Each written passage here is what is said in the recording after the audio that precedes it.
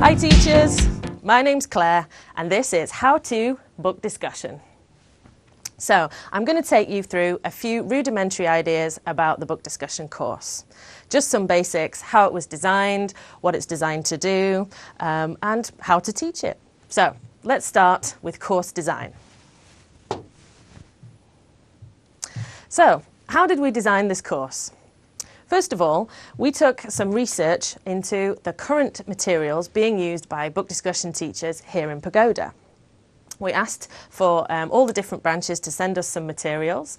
We looked at what worked, what didn't work, what they liked, what they didn't like. Second of all, we did some outside research. I looked into various studies that have been done on language learners and how they learn effectively by reading. What helps them to learn, what doesn't help them to learn, based on, mostly Professor Stephen Krashen's research, which was really helpful. And finally, we did a bit of trialling and testing.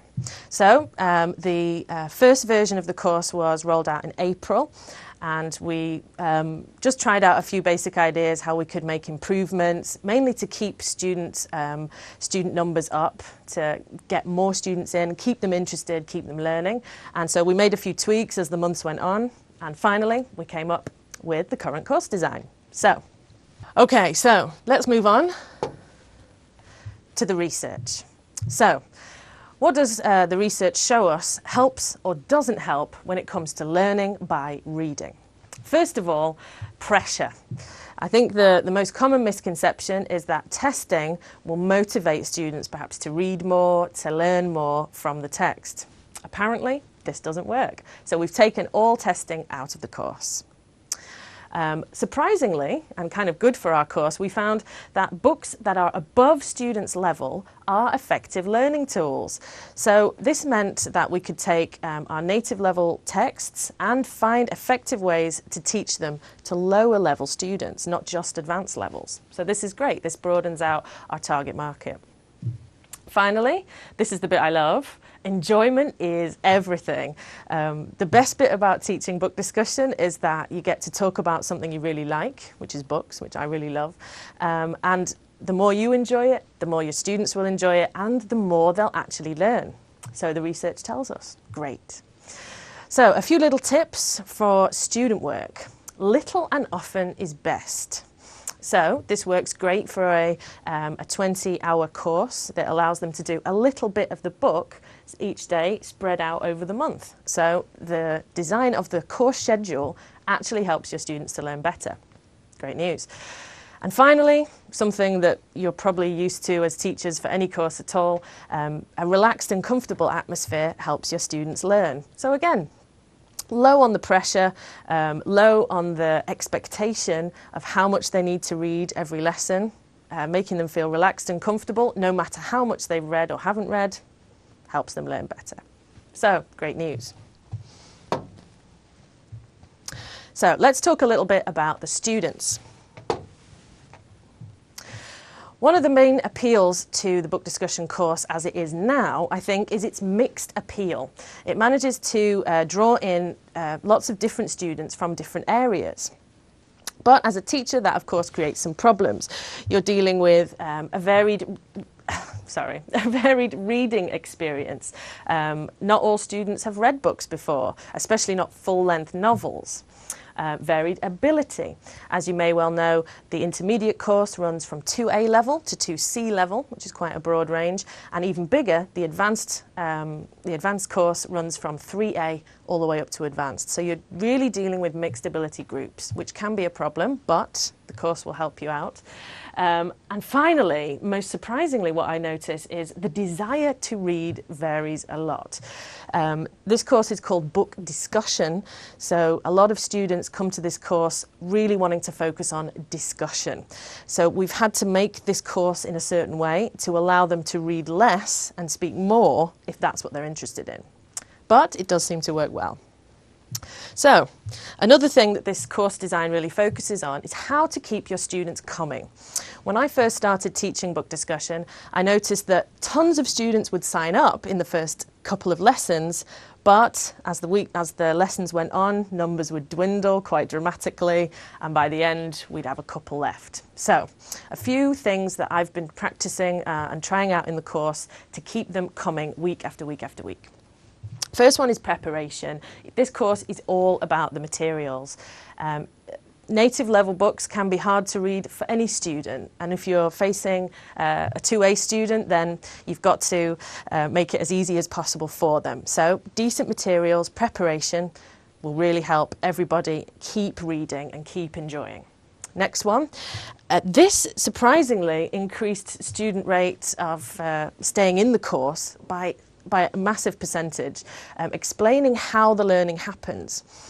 Learning by reading is actually a really different technique to what, say, happens in the SLE course or what happens in the PIP course.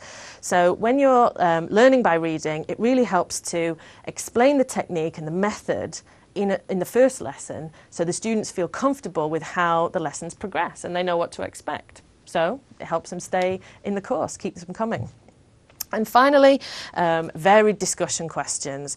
The wider the interest you can pull into any book, the more students will be excited, interested in the novel, interested in talking, the more likely they are to come back again for the next lesson. So there we go. That's a bit about the students.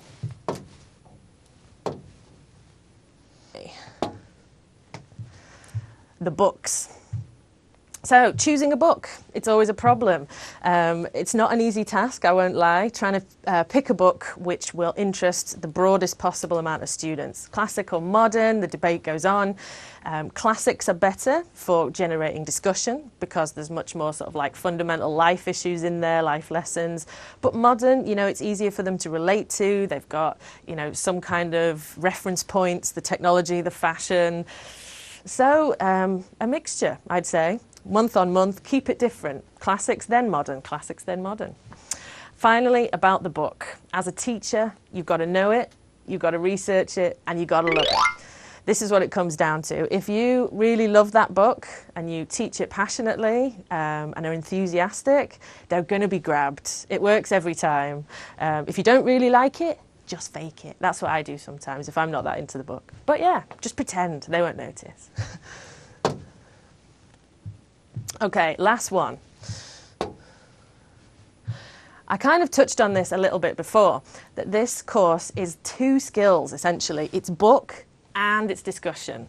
So when students read this course title, they're expecting different things. Some come in, they want a reading course. They want a motivation to keep reading, to keep on and to understand better. That's fine, this course caters for that. But others, they come on and they see discussion and they just want speaking practice. They want the book as a stimulus to help them give them more opportunities to keep speaking. So we've got to cater to all these interests. And this is basically how the course does it. We keep the reading as simple as possible, which sounds pretty tough considering this is a native level book, but with the right materials and the right preparation, make it as simple as possible. Next one. I always try and keep the sentence analysis, like any kind of actual reading in the lesson, to a minimum. Students tend to find it a bit off-putting if you read huge sections of the book in class. So keep it simple, keep it to the point, keep it focused on generating discussion. That tends to work best. So yeah, this is a similar thing. Discussion in the lesson should be constant. I always stress to my students that there are no wrong answers. I'm not looking for the textbook critique answer from them. I just want their opinions about what they think. It helps them to develop their analytical skills, critical thinking in English. So works really well. Finally, a quick tip on error correction. I think this always works best at the end of the lesson.